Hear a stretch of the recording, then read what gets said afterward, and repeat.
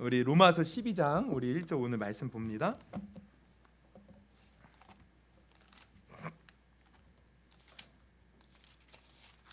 오늘 우리 마지막 하나님이 원하시는 예배 우리 마지막인데 한 번 더 우리 12장 1절을 같이 한번 읽어봅니다. 시작.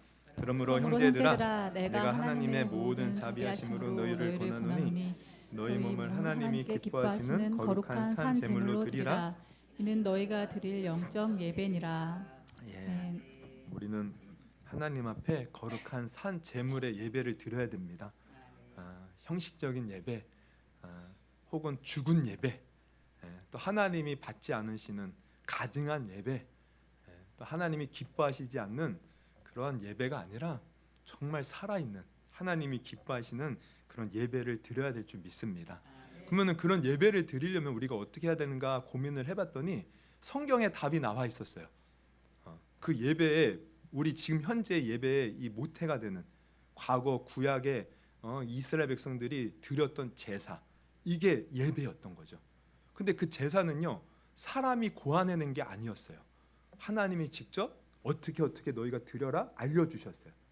그래서 그 제사 드리는 어떤 방법이나 하나님이 주의사항들을 보니까 그 속에서 우리가 오늘날 드려야 될 예배의 정신을, 본질을 깨닫게 되는 것입니다.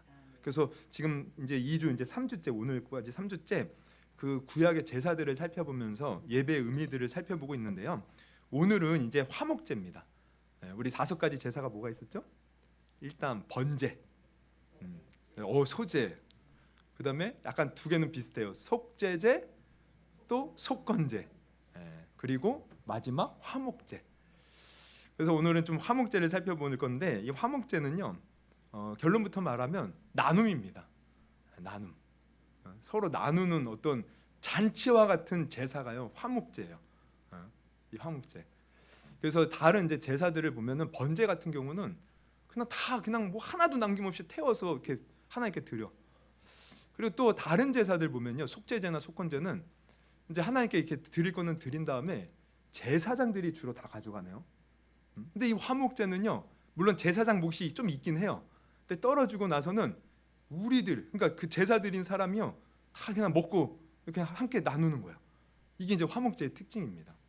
그래서 이 화목제는 보면은 이제 동기에 따라 3가지로 나눠요. 감사제, 서원제, 그다음에 이제 자원제.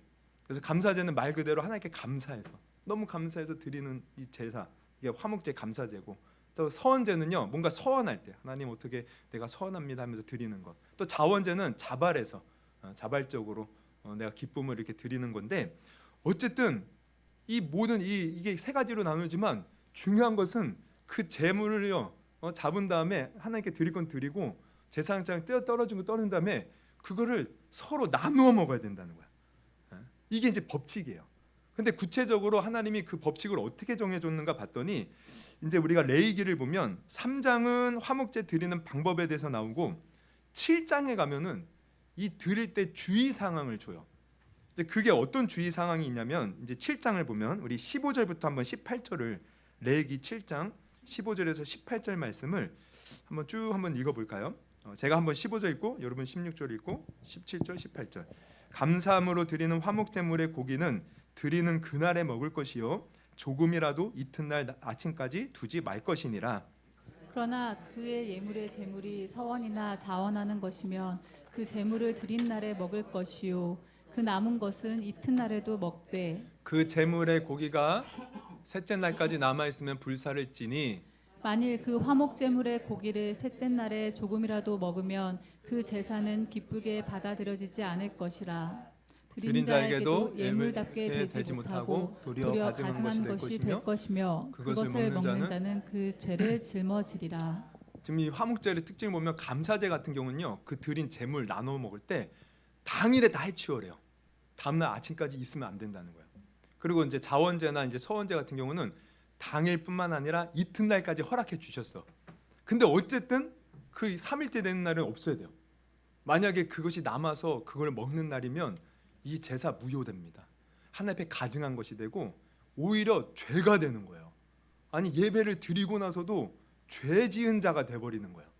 그러면 우리가 이제 생각해 볼 것은, 왜 하나님은 이 제물을 당일날 다 치우라고 그러고 못해도 다음 날까지 다 치워버리려고 하시는 걸까? 왜 그런지 아십니까? 여러분, 하나님이 이렇게 법칙을 정해주지 않으면요, 우리 인간은 어때요? 집안에 음식이 썩는 한이 있어도요, 잘 나누지 않는 것이 우리 인간의 특징이에요. 우리는 어떻게든 욕심 부려서 내가 가지려고, 나누어야 되는데 가지려고 하는 거예요. 그러니까 하나님이 이 법칙을 주셔서 나눠서 빨리 해치워 버리라는 겁니다. 오늘 당장 해치우라는 거, 빨리 나눠서 빨리 해치우라는 거예요. 근데 우리가 깊이 좀 생각해 보면, 여러분, 만약에 이제 그 재물이 이제 소일 경우, 여러분, 소를 한번 생각해 봐요. 실제 우리가 옛날에 시골에 살던 분, 소 한 마리 잡으면 한 무게가 얼마나 돼요? 450kg? 600kg. 맞아. 근데 제가 이렇게 찾아보니까 보통 700에서 800kg가 된대요, 소 한 마리가. 근데 이제 그 잡은 다음에 어떻게 해요? 이제 그 내장 골라내고 뼈를 이렇게 각을 떠서 잘라내면 그 살코기만 하면은 한 350에서 450kg. 근데 이제 거기 보면은 제사장의 몫이 뭐냐면 가슴하고 이 오른쪽 뒷다리예요. 그럼 그거를 띄어서 제사장을 줘. 그러면 남는 것이 거의 한 300kg은 된다는 거야. 그럼 300kg이면 근으로 따지면 한 근이 600g이잖아요. 그러면 이게 몇 근이 됩니까? 5, 6에 30, 한 500근이 된다는 거야. 그러면 이거 실로 엄청난 양이죠. 500근. 이거 500건을요 하루에 치우려면 어떻게 해야 돼요? 내가 알고 있는 사람 몇 사람하고 나누면 안 되는 거야. 계속 나누되 그냥 계속 나눠줘야 돼, 많은 사람들한테. 그러니까 결국 이게 뭘 말하냐면, 하나님께서 나누는데 너가 좋아하는 사람들만 나눠서 잔치를 벌리지 말고, 네가 그동안 미워했던 사람, 네가 그동안 소홀히 여겼던 사람, 그런 사람들까지도 다 나눠서 빨리빨리 이것을 치워야 된다는 거예요. 만약에 그렇게 하지 않으면 내가 가증한 것으로 여기겠다. 너 그거 혼자 욕심부려서 나중에 두고두고 먹으면 그거 내 앞에 죄 짓는 걸로 여기겠다. 그러면 결국 이 화목제를 통해서 하나님이 원하시는 것은 무엇이겠습니까? 화목이라는 말 자체가 화목, 화평 이런 뜻이잖아요. 우리가 제사를 통해서 하나님과 화목을 누리는데, 이 제사 하나님과 화목으로 끝나지 말고 결국 뭐예요? 사람들하고도 화목을 나누라는 거예요. 특히 내가 좋아하는 사람들하고만 나누지 말고 내가 싫어하는 사람들까지도, 내가 평소에 미워한 사람들까지도, 그 사람들까지도 다 나누어서 함께 화목을 나눠라. 이게 바로 화목제입니다. 그러면은 이것을 통해서 우리가 알아야 될 것은, 우리의 예배는요, 우리끼리 좋다고 이렇게 축제와 분위기로 예배드리고 끝나서는 안 된다는 거야. 이 예배를 우리가 제대로 드렸다면 우리는 이제 삶에 가서 나눠야 되는 거야. 서로 화목을 유지하면서. 이게 참된 예배의 완성이라는 겁니다. 제가 설교를 할 때 누누이 말씀드렸죠. 우리가 하나님을 사랑한다. 이 계명을 두 가지로 요약하면은 하나님을 사랑하고 이웃을 사랑하는 건데, 우리 한국교회 성도들은요 어떻게 해요? 하나님 사랑은 너무 잘해요. 아주 그냥 특별한 재능들이 다 있어요. 우리 한국 아주 열성적으로 막 새벽부터 와서 그리고 막 진짜 우리나라처럼요 이렇게 예배 많은 나라가 없대요. 우리나라 새벽 예배, 수요 예배, 금요 예배, 주일에도 사실 우리 교회는 2번 있지만 어떤 데는 9시부터 세 갖고 1부, 2부, 3부, 4부, 5부. 만약에 담임 목사 혼자 하면요 설교를요 일주일에 10번 이상 해요. 그래서 정말 미국에 이렇게 목회하는 분들이 한국교회 목사님들을 존경한다는 거야. 왜? 본인들은 이렇게 보면 일주일에 2번, 1번, 2번이면 끝나는데 설교, 한국교회 성도 목사님들은 얼마나 많은 설교를 합니까? 그러면서 때로는 비판도 해요. 너무 많이 설교해서 설교의 질이 떨어진다. 어쨌든 많은 예배를 드리는데 중요한 것은 우리 한국교회, 이게 제가 하는 말이 아닙니다. 이 다른 세계의 많은 사람들이 평가하는 것이고, 또 우리 자체적으로 우리 교회가 어떤 자정의 마음을 가지고 평가하는 것이 뭐냐면, 그렇게 예배를 많이 드리고 교회에서는 열심히 했는데 세상이 변화되지 않는다는 거예요. 막 우리 교회 그 옛날에 마더 테레사인가 그 수요가 우리나라에 오면서, 야, 십자가가 이렇게 많네. 근데 이상하다. 십자가, 빨간 십자가 이렇게 많은데 왜 세상은 한국 사회는 변화되지 않습니까? 왜 그래요? 이게 예배가 우리들만의 잔치로 끝나니까. 근데 진짜 하나님이 원하시는 예배는 우리가 삶에서 나누는 겁니다. 화목을 이루는 겁니다. 이게 바로 오늘 이 예배 화목제에 나와 있는 그 정신이에요. 그래서 예배는 그냥 예배 오늘 여기에서 끝나는 것은 끝나서는 안 돼요. 우리가 받은 은혜 나눠줘야 돼요. 그래서 우리가 성경을 보면 누가복음에도 보면 10장 25절 이하에 한 번은 한 율법사가 와서 예수님께 물어보죠. 어떻게 영생을 얻을 수 있습니까? 그래서 예수님이 대답하셔요. 이 누가복음 10장 25절에서 26절. 어떤 율법 교사가 일어나 예수를 시험하여 이르되 선생님 내가 무엇을 하여야 영생을 얻으리까? 예수께서 이제 물으시죠. 오히려 이르시되 율법에 무엇이라 기록되었으며 네가 어떻게 읽었느냐? 27절 우리가 다 같이 읽습니다. 대답하여 이르되 내 마음을 다하며 목숨을 다하며 힘을 다하며 뜻을 다하여 주 너의 하나님을 사랑하고 또한 내 이웃을 내 자신같이 사랑하라. 사랑하라 하였나이다. 율법사가요 정확히 알고 있었어요. 정확히 알고 있었어요.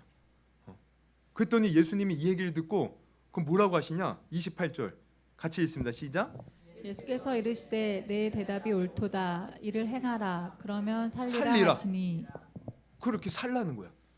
근데요 실상은요 이들이 이렇게 살았나 못 살았나 못 사는 거야.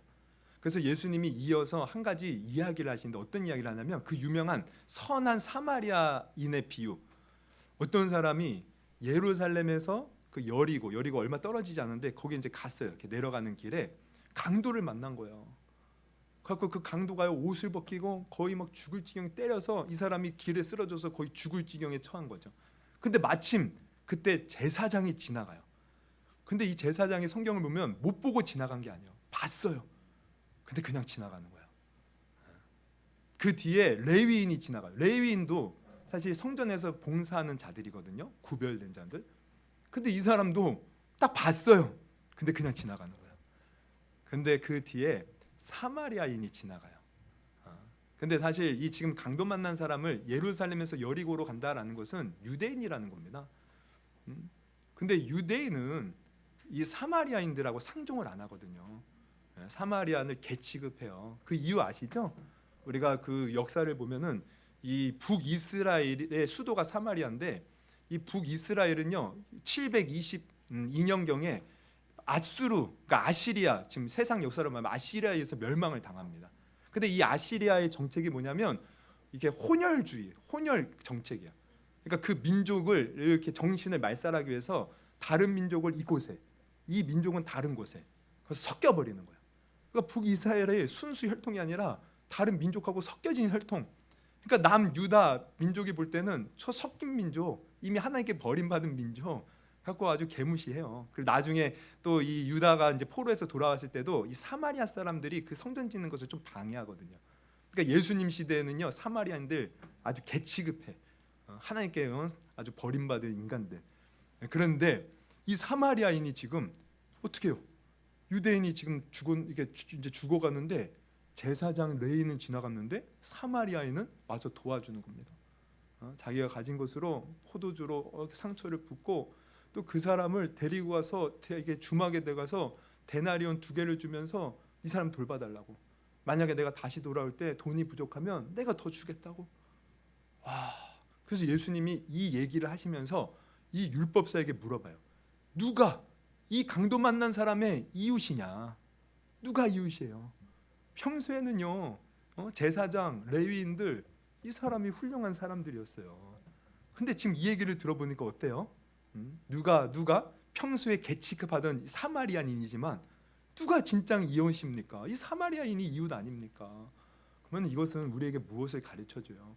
우리가 평소에 교회에서 막 신실한 척, 거룩한 척, 정말 뭐 믿음 있는 척 해도요 내가 삶 속에서 선한 사마리아인처럼 다른 사람들을 섬기고 사랑하고 내가 그렇게 살지 못했다면 하나님 앞에 그 사람은 온전하지 못하다는 것입니다. 교회에서는 제사장처럼 레위인처럼 뭔가 대단한 것처럼 보여도요 세상에 나가서 그렇게 우리가 다른 사람과 화목을 이루지 못하고 베풀지 못하고 선한 일을 행하지 아니한다면 그것은 거짓된 그리스도인, 잘못된 하나님의 신앙인이라는 거예요. 우리가 알아야 돼요. 정말 우리가 정말 하나님 앞에 온전한 예배자가 되려면 여러분 우리는 삶에서 나누는 삶, 화목을 이루는 삶, 내가 받은 사랑을 전해주는 삶, 여러분 이거 살 수 있기를 주님의 이름으로 축원합니다. 축원합니다. 그러니까 이 삶을요 우리가 살아야 되는데 그럼 내가 한번 생각해봐. 나는 그런 삶을 살고 있나?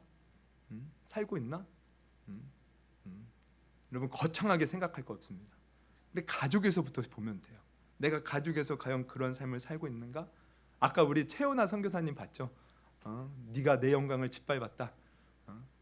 아니 그렇게 20년 넘게 내가 선교 활동을 했는데 하나님 내 영광을 아니 하나님의 영광을 내가 뭘 짓밟았다는 겁니까? 내가 그렇게 고생하면서 선교했는데 근데 파노라마처럼 쫙 자기의 모습을 보여주는데 다른 게 아니에요. 가정에서 맨날 아내랑 싸우는 거예요. 네가 옳으니 내가 옳으니 그러면서 또 자녀들 그러니까 그 선교사님 간증 들어보니까 첫째는 첫째가 아빠를 닮았대나? 근데 첫째가 굉장히 잘하는 게 많대요. 근데 성격이 소심해가지고 항상 못한다는 거예요. 애들하고 이렇게 축구를 할 때도 보면은 이게 잘하는데 소심하니까 열심히 안 하는 거예요. 이렇게 뒤에서만 하고. 그러니까 아빠는 답답하니까 좀 제대로 해라, 제대로 해라. 그리고 이제 딸은 둘째는요 고집이 그렇게 세대요. 그러니까 그 고집 자기 닮아서 고집이 세대. 그러니까 그 고집 부릴 때면 물론 딱 강다구가 있고 막 아주 이게 뭐지 아주 이렇게 줏대가 있고 아주 자기가 하는 거 딱 부러지게 하는 것은 좋은데 너무 고집이 셀 때면 그 고집 꺾으려고 그렇게 혼을 냈다는 거야. 막 그러면서 하나님이 그 모습들을 보여주면서 야, 니도 제대로 살지 않으면서 네 자녀들 변화시켜 보겠다고 그러는데 진정한 변화는 누가 어디서부터 시작되는지 아세요? 여러분 톨스토이가요 그런 유명한 말을 남겼어요. 아까 전에 누가 그 여의도 순복음교회 다닌다 그랬는데 제가 그 여의도 순복음교회 그 이제 부사역자 이제 하는 동안 이렇게 잠깐 쉴 때가 있었는데 그 여의도 순복음교회 가서 예배를 드렸거든요. 근데 나오는 이제 화장실에 가서 이렇게 쉬를 하는데 소변을 보는데 그 이제 화장실마다 이렇게 문구가 이렇게 붙어 있어요. 어디 가면은. 근데 톨스토이가 한 말이 담은 이렇게 나와 있어요. 그 명언인데 사람들은 세상을 변화시키려고 한다. 하지만 정작 자신은 변화하지 않으려고 한다. 야, 그게 딱 제게 박혔어요. 맞다. 우리는 주위에서 남편 변화시키고 아내 변화시키고 어떻게든 자식 변화시키려고 하는데 정작 보면 자신은 바뀌려고 하지 않는다는 거예요. 정작 바뀌어야 할 존재는 자기인데. 자기인데. 그러니까 여러분 우리가 정말 하나님 앞에 온전한 예배자로 서기 위해서는 우리가 바뀌어야 됩니다. 내 자신이 바뀌어야 돼요. 어떻게 바뀌어야 돼요? 겉에서만 그냥 교회에서만 거룩한 척하는 것이 아니라 정말 삶에서 내가 하나님의 말씀을 들었거든, 은혜를 받았거든, 그 은혜를 가지고 살아가는 것이에요. 할렐루야. 그래서 그런 우리가 이런 화목제, 이 화목제가 이러한 것인데, 그러니까 여러분 이 예배 우리가 전체적인 예배를 보면 결국은 사실 우리의 변화를 요구합니다. 이 예배 하나님이 우리에게 주신 제사는 정말 우리에게 하나님을 향한 마음도 그렇고 이웃을 향한 마음도 그렇고 변화를 요구하는 거야. 그래서 우리가 정말 예배를 제대로 드리기 위해서는 지금까지 우리 살펴본 5가지 제사의 정신들을 우리가 생각하면서 예배를 드려야 되는데 우리가 다시 한번 생각해 보면 번제 이거는 다 드리는 거죠. 근데 이 속에 우리가 가만히 살펴보니까 준비된 게 있어야 되는 거예요. 준비된 핵심이 준비된 거예요. 그러니까 예배를 드릴 때 여러분 준비된 마음으로 나오셔야 돼요. 준비된 그냥 아무 생각 없이 오늘 주일이네 그러고 나오면은 그 예배는 준비된 예배가 아니죠. 이미 우리가 집에서부터 준비된 마음으로 그래 오늘 하나님이 정말 뒤돌아보니까 한 주간도 나를 지켜주셨네. 그 하나님께 감사해서 내가 오늘 최선을 다해서 예배 드려야지. 미리미리 준비하는 거예요. 그래서 예배는 내가 준비하는 그 집에서부터 시작된다. 그리고 소제는 뭐예요? 이 소제, 고운 가루, 또 거기에 꿀, 유황 이걸 섞는데 귀 소중한 겁니다. 그러니까 우리가 예배를 하나님 앞에 드릴 때 소중한 것을 드리는 마음. 근데 우리가 소중한 게 뭐가 있어요? 오늘날에는 돈이 소중하니까 주로 이제 돈을 헌금을 하는데 우리가 생각을 해보면 참 소중한 게 많아요. 내 건강도 소중하고 많은 사람들 요즘에 건강 챙기죠. 우리 영양제들 다 드시잖아요. 왜 드셔요? 건강하려고. 그리고 다이어트에도 관심도 많고 어떻게든 정기적으로 검진도 받고 요즘에 건강에 하든 뭐 웰빙, 건강 얼마나 관심이 많습니까? 근데 그 건강 좀 우리가 주님을 위해서 드릴 수 있다면 그리고 또 시간도 소중하죠. 많은 현대인들 얼마나 바쁩니까? 근데 여러분 우리가 예배 드릴 때 뭐 시간이 남아서 예배 드리는 사람은 없다는 거예요. 다 뭐 바쁜 와중에 그러나 그 시간에 우리 주님 사랑하기 때문에 그 시간을 드림으로 예배 드리면 우리 하나님 얼마나 기뻐하시겠습니까? 그러니까 그렇게 예배를 드린 또 속죄제는 뭐였습니까? 이 속죄제의 특징은 이게 회개하는 거잖아요. 죄를 깨달았으면. 근데 이게 특징이 뭐냐면 회개한 즉시. 그럼 이게 뭐냐면 이 예배는요. 즉시 이루어진다. 즉 우리 삶 속에 그냥 이루어지는 거야. 예배는 동떨어진 게 아니에요. 예배 따로 삶 따로. 그래서 우리의 예배는 삶으로 이루어져야 되고 삶의 예배는 어떻게 돼요? 그러니까 우리의 예배는 삶으로 이루어져야 되고 우리의 삶은 예배의 삶이 되어야 된다. 이게 속죄제의 특징이에요. 그리고 속건제는 뭐예요? 우리가 봤듯이 하나님 앞에 내가 회개하는 것으로 그친다. 우리는 그런 개념이 많아요. 그런데 내가 하나님 잘못했습니다 끝나는 것으로 생각하는데 하나님은요, 네가 행여나 교회에 어떤 피해를 입히거나 아니면 다른 사람에게 피해를 줬느냐? 그럼 너가 거기에 대한 책임도 다해야 된다는 거야. 그냥 하나님 앞에 잘못했습니다 이것으로 끝나서 안 된다는 거야. 그러니까 결국 하나님 사랑이요 이웃 사랑으로 저절로 흘러가는 거죠. 그러면서 화목제에서는 통해서는 어떻게 해요? 다른 사람하고 우리가 널리 화목을 이루면서 살아가는 것. 그래서 결국 하나님의 사랑은 이웃 사랑으로 이어지고 이웃 사랑하는 사람이 진짜 하나님을 사랑하는 거예요. 이 예배가 바로 이겁니다. 그래서 우리가 예배를 제대로 잘 드리면 여러분 이 예배를 통해서 우리는 정말 하나님의 이 놀라운 은혜 가운데 내 삶이 변화가 될 수밖에 없는 거예요. 여러분 정말 이 예배 너무 중요합니다.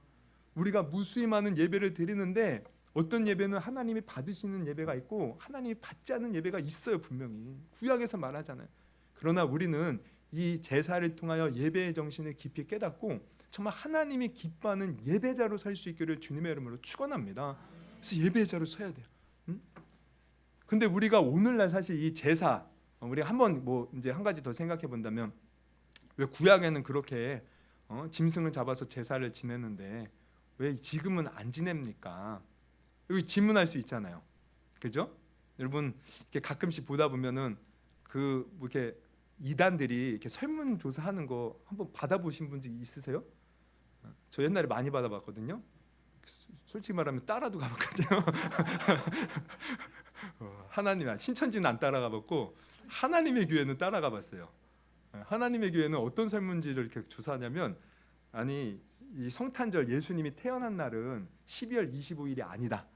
이 12월 25일은 그 옛날에 로마가 태양신을 숭배하게 만들었던 날이다. 그날을 왜 지키는데 알고 지키냐고 이런 것도 있고 구약에는 이 뭐죠 안식일이 토요일이라는 거예요. 근데 왜 지금은 일요일 날 안식일처럼 지키냐? 이거 잘못된 거 아니냐? 이거 알고 있었냐? 뭐 이런 거예요.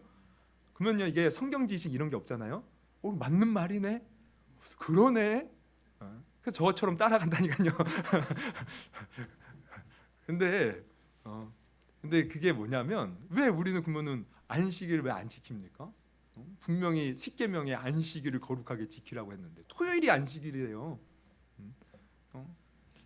그리고 제사 뭐 우리가 보면은 어떤 사람들은 아직도 그 구약에 부정한 것 또 정한 것 짐승을 골라서 먹어요. 그래서 사실 이 돼지는요 굽이 갈라졌지만 대책임질을 안 하기 때문에 부정한 짐승입니다. 그리고 돼지는 그 옛날에 예수님 당시에 그 이방인들이 제사한 데 쓰였어요. 이 돼지는 완전히 이 유대인들이 진짜 부정한 것을 여기는 짐승. 근데 오늘날 얼마나 돼지고기 맛있어요. 갑자기 생각나니 먹고 싶네. 얼마나 돼지고기가 맛있습니까? 우리는 왜 먹습니까? 이거 우리 지금 하나님 앞에 죄 짓는 거 아니에요? 근데 왜 그래요? 우리가 구약에 그 지금 문자적으로 우리는 그것을 행하지 않아요. 왜 그래요? 이유는 단 하나. 예수님이 십자가에서 단 한 번의 제사로 모든 구약의 제사와 율법을 폐한 것이 아니라 완성했기 때문에. 그래서 우리가 그 예수를 믿으면 우리가 구약의 제사 지내는 거 똑같이 되는 거예요. 그 예수를 믿고 예수님이 부활하신 날을 거룩하게 지내면 그게 안식일이 되는 거예요. 그 예수님 때문에 우리는 구약에 하는 것들을 행하지 않는 것입니다. 그러니까 정말 예수님을 통해서 우리는 이 제사 예배가 완성되어서 오늘날에는 구약처럼 제사를 지내지 않아요. 그래서 우리는 항상 예수님을 의지해서 예배를 드리는데, 그러나 분명한 것은 구약의 본질과 정신은 여전히 유효하다는 거야. 그래서 우리가 예수님이 단 한 번에 본인이 직접 제물이 되어 주시고, 아까 새가족 교육할 때도 얘기했지만 어떻게 제물이 되어 주셨어요? 완전한 인간의 몸을 입고 이 땅에 오셔서 우리를 대신하여 십자가에 달려 제물이 되어 주신 거예요. 그리고 또 그분은 스스로가 완전한 대제사장이 되어서 직접 하나님께 나아가는 거예요. 그래서 십자가에서 모든 제사를 완성하셔서 우리는 그분을 통해서 구약의 이 제사처럼 이 구약 제사를 통해 하나님 만나는 겁니다. 우리는 예수님을 통해서 만나요. 그러니까 내가 지금 사실 주님 앞에 예배 드리는 거, 구약에 이 제사 지내려면 사실 얼마나 이게 힘들었겠습니까? 재물 가지고 와서 해서 피를 뽑고 막 칼로 막 이게 나누고 막 가르고 내장 끄집어내고 씻고. 여러분 이거 진짜 이게 우리가 여러분 한번 시골에서 소나 뭐 돼지 잡아보자. 이거 손이 얼마나 많이 가는지 몰라요. 막 피비린내가 진동하고 이거 장난 아니잖아요. 근데 오늘날 우리는 예수님 때문에 그렇게 안 드려요. 예수님이 그 십자가의 고난 때문에 우리를 위해서 그 우리가 상상도 못할 고난 받으셨기 때문에 우리는 오늘날 사실 이렇게 편하게 예배 드립니다.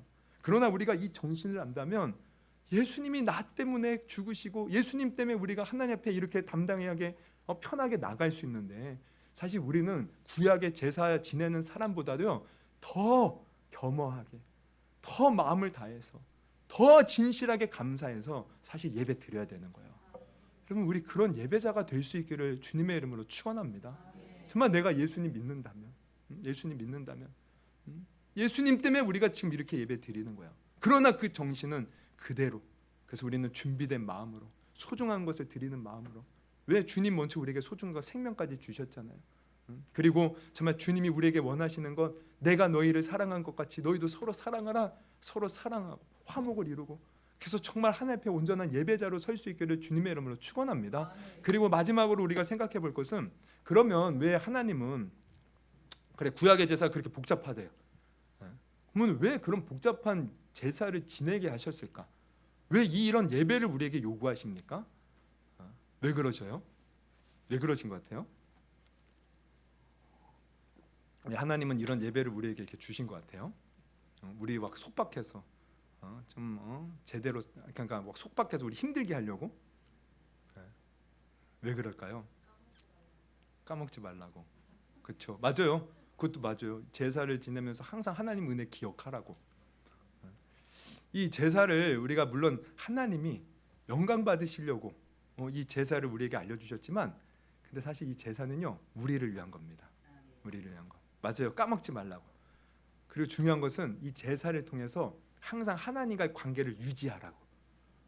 우리는 이 아담과 하와 이래로 늘 이렇게 하나님 앞에 죄를 져요.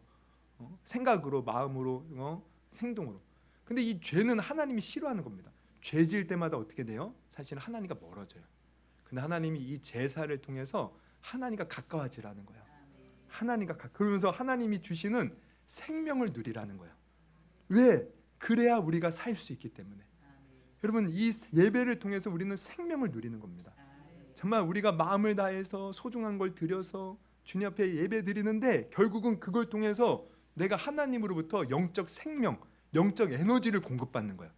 근데 이게 참 중요한 게 뭐냐면, 여러분 우리는 이 영적 에너지가 있어야 삽니다. 사실 이게 있으면 우리의 삶의 질이 달라져요. 여러분 어떤 미국의 코넬 대학교에서 한 번은 하루 24시간 중에 사람들이 행복감을 느낄 때가 어느 시간대인가 조사를 대대적으로 해봤대요.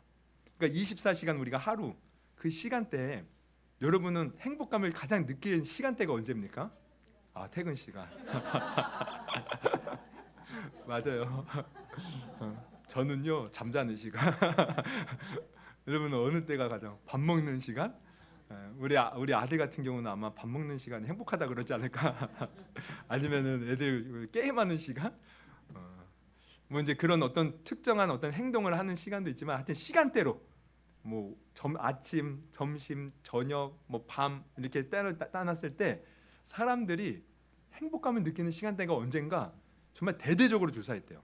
그 대학교 근처에 있는 사람들을 다 찾아가서 1대1로 이렇게 하면서도 조사해보고 또 빅데이터를 통해서 이렇게 사람들이 이렇게 인터넷의 자료들을 수없이 이렇게 취해서 사람들이 SNS나 이런데 행복하다, 좋다 이런 말들을 언제 잘 올리는가, 할 수 있다, 희망찬 얘기들을 언제 잘 올리는가 했더니요, 언젠가 가장 사람들이 행복감을 느끼는가 봤더니 아침이라는 거야.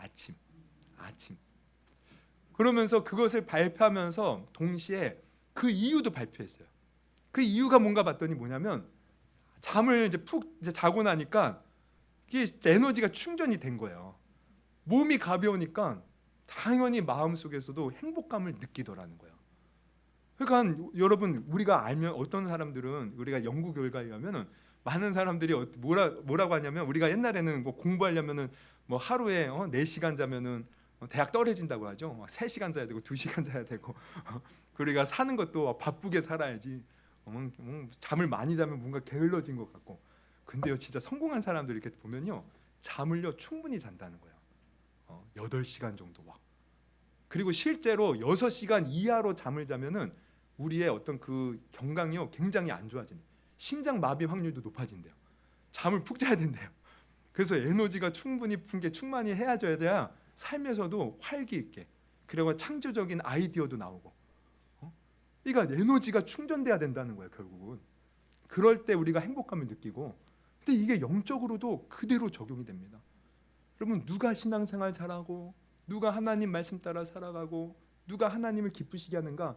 늘 하나님으로부터 에너지가 공급받는 사람, 하나님으로부터 은혜가 공급받는 사람, 하나님의 그 은혜가 늘 그 심령에 가득한 사람, 그 사람이 영적으로도 하나님의 뜻대로 사는 것이고요, 세상에서도요 하나님의 그 은혜를 아는 사람이 어떻게 돼요? 절망한 일이 생겨요. 실패할 일이 생겨요. 마음이 상하고 찢어져요. 근데 그 은혜가 있는 사람은요 이겨내는 거예요. 하나님이 주시는 그 은혜로 하나님 안에서 그 모든 어려움을 극복하는 겁니다. 원수를 우리가 어떻게 사랑합니까?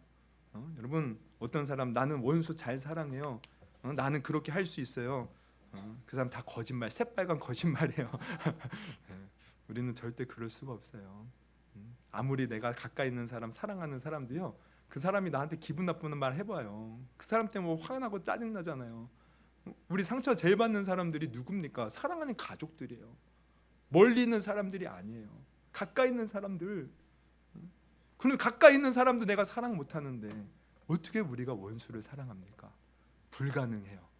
그런데 제가 이 사랑의 열매, 이게 열매 중에 사랑을 대해서 얘기했지만, 하나님의 사랑이 우리 마음에 임하면 원수도 사랑하게 되어 있습니다. 할렐루야. 그 하나님의 사랑이 우리를 이렇게 지배하면 진짜 원수도요 그 하나님의 마음으로 사랑하게 되는 거예요. 내가 정말 그 사랑할 수 없는 그 사람도요 그 하나님의 마음이 부어지면 그를 위한 기도가 나오더라고요. 그러니까 늘 우리의 신앙은요 공급받아야 돼요. 절망 속에서, 좌절 속에서. 그러니까 우리가 사실은 오늘은 힘들어서 예배 못 드려, 기분이 상해서 예배 못 드려, 지금 속고 있는 거예요. 사실은 내가 힘들고 기분이 나쁘고 내가 좀 뭔가 시험거리가 오고, 그때 어떻게 해야 돼요? 더 주님 앞에 예배 드리면서 주님의 그 은혜가 내게 임할 수 있도록 더 간절히 주님 앞에 나아가야 됩니다. 그래서 그 은혜가 충만히 임하면 여러분 힘이 나요. 막 기쁨이 샘솟고, 내가 살고자 하는 의욕이 떨어져서 내가 이 인생 포기할까라는 그런 어떤 절망의 순간에도요 은혜가 임하면 하나님이 나를 사랑하시는구나. 하나님이 나를 사랑하시는구나. 아까 그 크신 사랑 노래 찬양하는데 그냥 눈물이 나는 거야. 얼마나 귀한 가사입니까? 3절. 하늘을 두루마리 삼고 바다를 먹물 삼아도 그 크신 하나님의 사랑 다 기록할 수 없다는 거야. 하늘 높이 쌓고 쌓여도 채울 수 없는 사랑. 얼마나 크신 사랑입니까? 정말 그 크신 사랑으로 우리를 사랑해 주셨어요. 그래서 그 사랑을요 정말 우리가 제대로 한번 느껴보세요. 그냥 하나님 나 사랑하는구나 이게 아니고 정말 절망의 그 순간. 저는 정말 절망의 그 순간들이 있었어요. 모든 인생을 포기하고 싶을 때. 그래서 술과 담배에 쪄들어서 내 인생, 내 몸이 망가지면서 그렇게 살 때 주님이 저 같은 죄인을 사랑하여 먼저 부르시고 구원해 주신 거예요. 그 하나님의 사랑을 보니까 야, 이거 정말 그 가사가요, 맞다. 그 크신 하나님의 사랑 헤아릴 수 없고 형용할 수 없구나. 여러분, 저는 여러분이 그 사랑을 느껴봤으면 좋겠어요. 네? 인생이 외롭잖아요. 누구 나의 마음을 알아주는 사람이 누가 있습니까? 그리고 내 뜻대로 흘러가는 것이 뭐가 있습니까? 때로는 정말 막막한 인생, 어떻게 살아야 될지 알지 못한 인생, 근데 그 하나님의 사랑이 내 마음에 충만하잖아요. 와, 사는 게 기쁜 거예요. 감사한 거예요. 천국의 소망이 나를 사로잡으면 그냥, 어떤 분이 그러대요. 맞는 말인데 천국은요 죽어서 가는 곳이 아닙니다. 천국은 이곳에서, 이 땅에서 누리는 거예요. 이 말을 거꾸로 말하면 천국에 내가 갈 수 있을지 안 갈 수 있을지 어떻게 알아요? 저는 장례식 때 제가 예전에 그런 장례 설교를 한 적이 있어요. 내가 천국을 확신하게 된 것은 내가 예수 믿고 천국이 내 안에 임하니까 진짜 천국이 깨달아졌다는 거예요. 여러분, 천국이 있는지 없는지 지금 모르는 사람은요 뭐예요? 지금 천국을 못 느낀 거예요. 하나님의 사랑을 지금 모르는 거예요. 근데 그 하나님의 사랑을 알고 천국이 내 안에 임하잖아요. 그러면은 죽어서 천국 있구나, 이거 압니다. 천국은 내 안에 이루어져요. 근데 어떻게? 하나님의 은혜가 임할 때. 그래서 이 예배를 통해서 우리가 이 은혜를 누리는 겁니다. 그러니까 예배는요 우리가 힘이고 생명이고 능력입니다. 예배를 통해 하나님의 그 은혜만 공급받을 수 있다면 우리 웬만한 인생의 문제 해결할 수 있습니다. 웬만한 시험거리 해결할 수 있어요. 웬만한 원수 다 사랑할 수 있어요. 은혜만 임하면. 그래서 이 은혜를 여러분 늘 예배를 통해서 우리가 공급받을 수 있기를 주님의 이름으로 축원합니다. 그러기 위해서는 5가지 제사, 번제, 소제, 속번제, 속제제, 그 다음에 화목제, 마음을 다해서 예배하고 내 귀중한 것을 드리는 심정으로 예배하고 또 내 삶 속에서 예배의 삶을 살아야겠구나 그러면서 이웃에 대한 나의 태도가 바뀜으로 또 열매 맺는 삶을 살고, 그러면서 하나님이 기뻐하는 내 삶의 예배 모습으로 하나님 앞에 올려드릴 때 그 은혜가 여러분 가운데 항상 넘치기를 주님의 이름으로 축원합니다. 우리 한번 찬양하고요, 한번 같이 예배 한번 기도했으면 좋겠어요. 우리 아까 전에 그 예배하는 이에게라는 찬양이 있어요. 주는 나의 시작되는 거 있죠. 주님만은 나를 아시네. 우리 이 제목이요 예배하는 이에게입니다. 그러니까 예배하는 자가 주님 앞에 나갈 때 그 하나님을 의지하는 그 심정으로 사실 고백하는 그 가사거든요. 그래서 한번 이 찬양 한번 불러보시고, 제가 금요일에도 불렀던 건데 우리 이 찬양 다시 한번 뜨겁게 부르시고, 여러분 예배는 하나님이 우리에게 주신 선물입니다. 뭐 복잡하다 생각할 것 없고, 그래 예배 주님 만날 수 있다. 근데 그동안 내가 예배를 소홀히 하고 또 예배를 와도 그냥 건성으로 와서 예배드리고 간 것이 있다면 지금 나는 그 은혜를 지금 다 놓친 거예요. 그 엄청난 좋은 것들을 내가 이제는 그 예배, 그래서 그 예배를 잘 드리기 위해서 내가 삶에서도 거룩한 모습으로 살리라. 그러면서 우리 들은 말씀 한번 놓고 기도하기를 원합니다. 우리 같이 찬양합니다.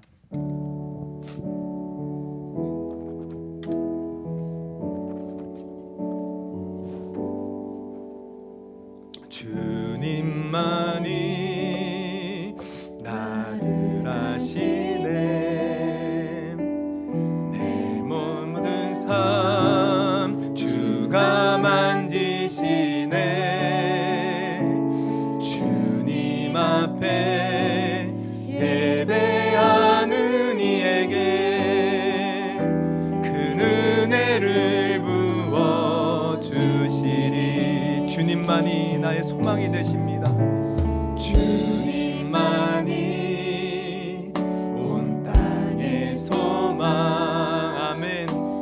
내 삶 속에 유일한 자랑이라. 주님 앞에 기도하는 이에게 그 은혜를 부어주시리. 우리 주님은 만왕의 왕이셔요. 만왕의 왕 나를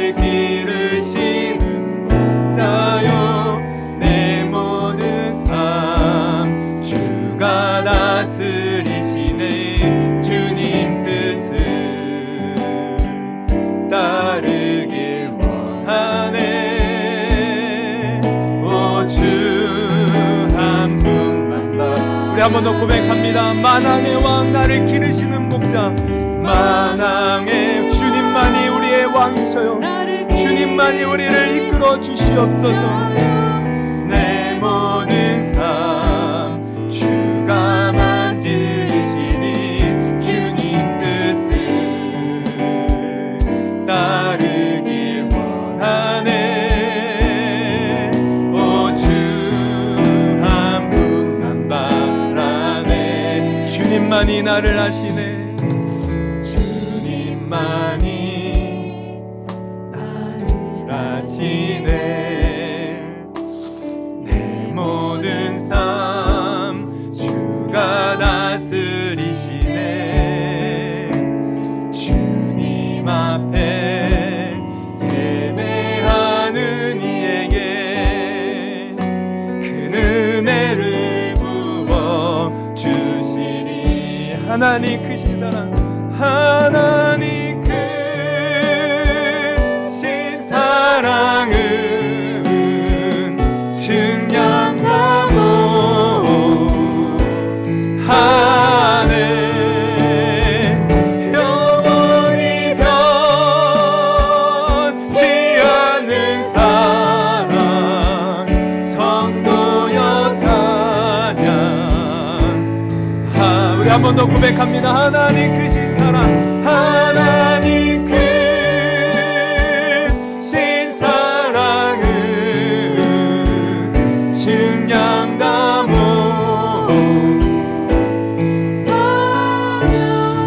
영원히 변치 않는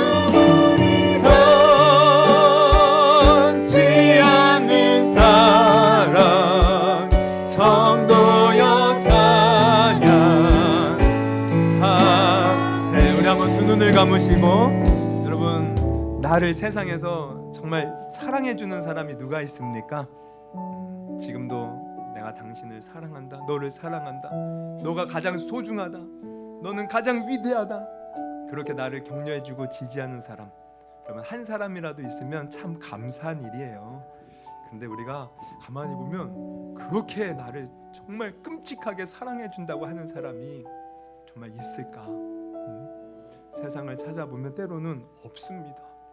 그래서 우리는 그 사랑을 갈구하여 누구한테 인정받고 싶어서 막 몸부림쳐 보기도 하고, 정말 어떻게든 다른 사람에게 잘 보이려고 참 부단히 노력을 하죠. 그래도 잘 안 될 때, 그래서 외롭고 공허하고 쓸쓸하고 나 혼자 세상에 홀로 있는 것 같고 그럴 때가 얼마나 사실 많습니까? 근데 성경을 보니까 하나님이 우리를 사랑하신다는 거예요.